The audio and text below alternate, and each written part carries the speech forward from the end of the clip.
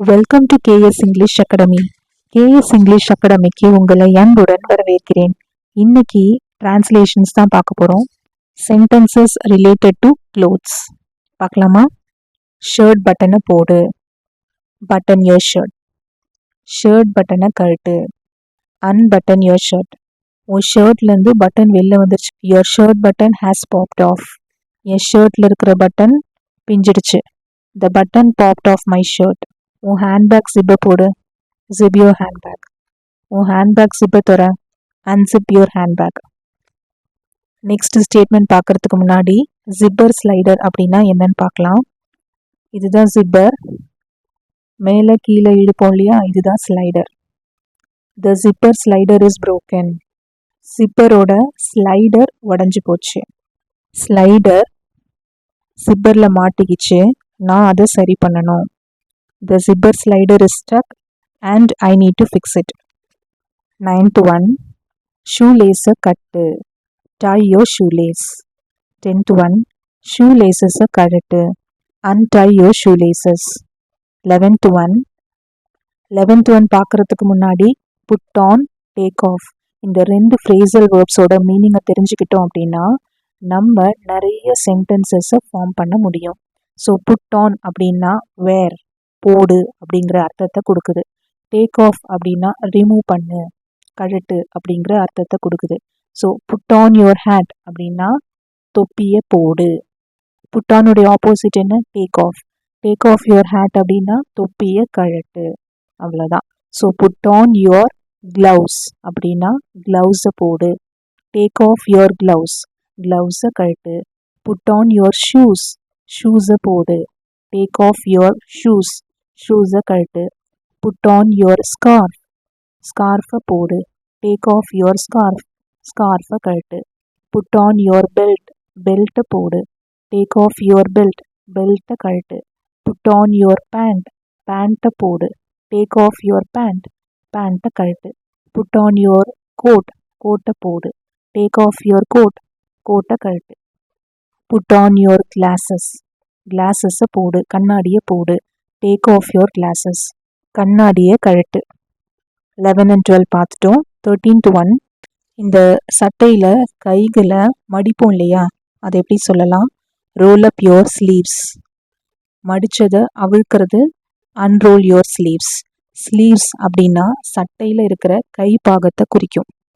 Sleeves plural, sleeve singular. 15th one, pull up your socks. Pull up அப்படின்னா மேலே இழுத்து விடு. புல்லப்போடைய opposite pull down. Pull down அப்படின்னா கீழே இழுத்து விடு. இப்போ புல்லப் புல் டவுனோட மீனிங் தெரிஞ்சுக்கிட்டோம். இதை வச்சு எப்படி டிஃப்ரெண்ட் சென்டென்சஸை ஃப்ரேம் பண்ணலாம் அப்படின்னு பார்க்கலாம். புல்லப் யுவர் சாக்ஸ், உன் சாக்ஸை மேலே இழுத்து விடு. புல் டவுன் யுவர் சாக்ஸ், உன் சாக்ஸை கீழே இழுத்து விடு.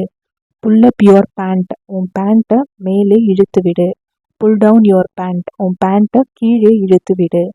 புல் அப் யுவர் ஹூட், உன் ஹூடை மேலே இழுத்து விடு.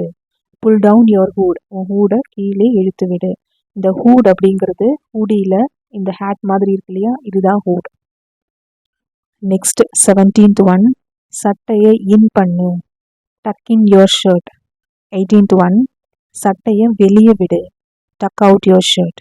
19th one, இந்த ஷர்ட்டை போட்டு பாரு, try on this shirt. So try on அப்படின்னா ஒரு ட்ரெஸ்ஸை போட்டு பார்க்குறது, கரெக்டாக இருக்கா இல்லையா அப்படின்னு போட்டு பார்க்குறது தான் try on. So try on this ஷர்ட்டுக்கு பதிலாக நீங்கள் வேறு சாக்ஸ் போட்டுக்கலாம், ஹூட் போட்டுக்கலாம், பேண்ட் போட்டுக்கலாம். Try on this jeans, try on this skirt அப்படின்னு நம்ம நிறையா சென்டென்சஸ் ஃப்ரேம் பண்ணிக்கலாம். How to wash clothes by hand. துணிகளை கையால் துவைப்போம் இல்லையா, அப்போ என்னென்ன வாக்கியங்கள்லாம் நம்ம பேசுவோம், அதனுடைய ஆங்கில மொழிபெயர்ப்பு தான் இப்போ பார்க்க போகிறோம். நெக்ஸ்ட், ஆடைகளை 20 நிமிஷம் தண்ணீரில் ஊறவை அப்படிங்கிறத எப்படி சொல்லலாம்? Soak the garments in water for 20 minutes. Garments அப்படின்னா ஆடைகள். இங்கே வாட்டருக்கு பதிலாக டிட்டர்ஜென்ட் வாட்டர் அப்படின்னு போடலாம், அதாவது வாஷிங் பவுடர். இல்லைன்னா சோப்பு தண்ணீர் அப்படின்னா சோப்பி வாட்டர் அப்படின்னு கூட போடலாம்.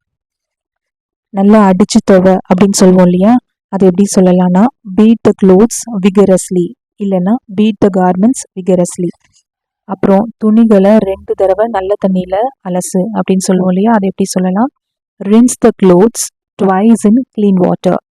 அப்புறம் துணிகளை நல்லா பிழி அப்படின்னு சொல்லுவோம் இல்லையா, அதுக்கு எப்படி இங்கிலீஷ்ல சொல்லலாம்னா squeeze the water from the garments. பிழிஞ்சதுக்கு அப்புறம் என்ன பண்ணுவோம், துணியை காய போடுவோம். hang out the clothes on the clothes line. clothes line அப்படின்னா துணி காய போடுற கொடி. கடைசியா துணி காஞ்சதுக்கு அப்புறம் என்ன பண்ணுவோம், மடிச்சு வைப்போம் இல்லையா, fold up the dried clothes. காய்ந்த துணிகளை மடித்து வை. fold up the dried clothes. the shirt is too short அப்படின்னா இந்த சட்டை ரொம்ப சின்னதா இருக்கு. the skirt is too long அப்படின்னா இந்த பாவாடை ரொம்ப நீளமா இருக்கு. socks ரொம்ப டைட்டா இருக்கு அப்படின்னா the socks are too tight. socks ரொம்ப லூஸா இருக்கு அப்படின்னா the socks are too loose. socks வந்து ரொம்ப லூஸா இருக்கும், அதனால மேலே ஏற்றி விட்டாலும் கீழே இறங்கிட்டே இருக்கும். ஸோ அப்போ என்ன சொல்லலாம் அப்படின்னா the socks keep slipping. இந்த தொப்பி அடிக்கடி வந்துக்கிட்டே இருக்கு, இந்த ஸ்வெட்டர் அடிக்கடி வந்துக்கிட்டே இருக்கு அப்படின்னு சொல்லுவோம் இல்லையா, அதுக்கு என்ன சொல்லலாம்னா the hat unravels often. the sweater unravels often. இந்த ட்ரெஸ் எனக்கு கரெக்டாக இருக்கு, this dress fits me well. இந்த ட்ரெஸ் எனக்கு கரெக்டாக இல்லை, this dress doesn't fit me well. ஒரு கை இன்னொரு கையை விட சின்னதாக இருக்கு, one sleeve is shorter than the other. ஒரு கை இன்னொரு கை விட பெருசா இருக்கு, one sleeve is longer than the other. அவன் சட்டை கிழிஞ்சிருக்கு, எப்படி சொல்லலாம், his dress is ripped. zipper உடஞ்சிருச்சு அப்படின்னு எப்படி சொல்லலாம், the zipper is broken. என் சட்டையை அயன் பண்ணி தரியா, ரொம்ப கசங்கி இருக்கு, எப்படி சொல்லலாம், can you iron my shirt, it's creased. என் சட்டை கரையா இருக்கு, எப்படி சொல்லலாம், my shirt is stained. என் பெல்ட்டில் இருக்கிற கொகியெல்லாம் உடஞ்சிருச்சு, the buckles in my belt is broken. That's it for today. Please do like, share and subscribe the channel to watch more videos. இதே மாதிரி 25 sentences related to electricity அதுவும் கொடுத்துருக்கேன், அதை நீங்கள் பார்க்கல அப்படின்னா கீழே டிஸ்கிரிப்ஷனில் லிங்க் கொடுத்துருக்கேன், மறக்காமல் பாருங்கள், கண்டிப்பாக யூஸ்ஃபுல்லாக இருக்கும்.